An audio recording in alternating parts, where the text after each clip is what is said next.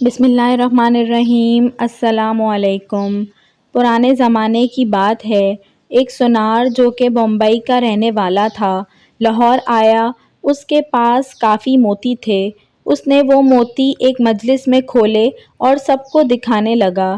اس نے ایک موتی جیب میں سے نکالا اور لوگوں کو دکھاتے ہوئے بولا کہ یہ موتی شب افروز ہے، یعنی رات کو چمکتا ہے۔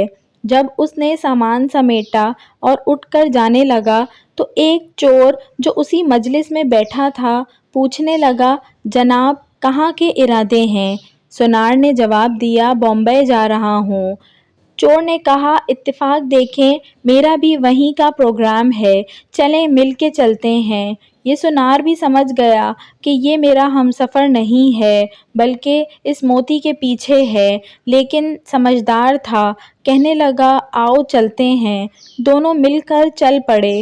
سارا دن سفر کیا اور شام کو جب سونے لگے تو اپنی واسکٹ وغیرہ جو قمیص کے اوپر پہنی ہوئی تھی اتار کر علیحدہ ایک جگہ پہ لٹکا دی۔ سونار نے وہ موتی اپنی جیب سے نکالا اور نظر بچا کے وہ قیمتی موتی اس کی جیب میں رکھ دیا اور خوب بے فکر ہو کر سو گیا۔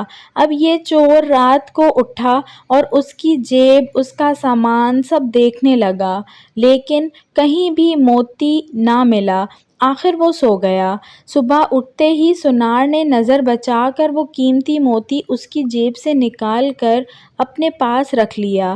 جب چور اٹھا تو اس نے ناشتہ کرتے ہوئے سونار سے باتوں باتوں میں پوچھا کہ وہ تمہارے پاس وہ جو قیمتی موتی تھا وہ کہاں ہے؟ رات کو چمک بھی نہیں رہا تھا۔ سونار نے موتی جیب سے نکال کر دکھایا اور کہا کہ یہ تو میرے پاس ہے۔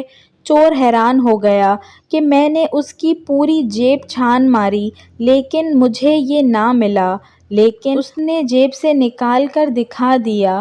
خیر آج رات نکال لوں گا۔ سونار نے اگلی رات پھر وہی عمل کیا۔ ادھر چور بھی ساری رات ڈھونڈتا رہا لیکن کچھ نہ ملا۔ صبح کو پھر وہی ماجرا کہ موتی سونار کی جیب سے نکل آتی۔ یہی کام 3 سے 4 دن چلتا رہا۔ آخر چور نے ایک صبح سونار سے کہا کہ میں آپ کا ہمراہی نہیں تھا، میں بس آپ کے ساتھ اس موتی کی خاطر تھا۔ آج میں آپ کو استاد مانتا ہوں۔ آپ مجھے بتائیں کہ آپ یہ موتی رکھتے کہاں تھے رات کو؟ اس نے کہا، تو اوروں کی جیبیں ٹٹولتا رہا، کبھی اپنی جیب میں بھی دیکھ لیا ہوتا۔ آج ہماری مثال اس چور کی سی ہے جو لوگوں کے عیب ڈھونڈتا پھر رہا ہو اور کبھی اپنے گریبان میں جھانک کر دیکھا تک نہیں۔ ہماری یہ عادت بن چکی ہے کہ ہم ہمیشہ دوسروں کی غلطیاں ہی ڈھونڈتے رہتے ہیں، کبھی اپنے آپ کو نہیں ٹٹولتے۔ ویڈیو پسند آئی ہو تو اس کو ضرور لائک کریے گا اور ایسی مزید اچھی ویڈیوز دیکھنے کے لیے میرے چینل اردو کہانی گھر کو سبسکرائب کر لیجئے۔ Thanks for watching. اللہ حافظ۔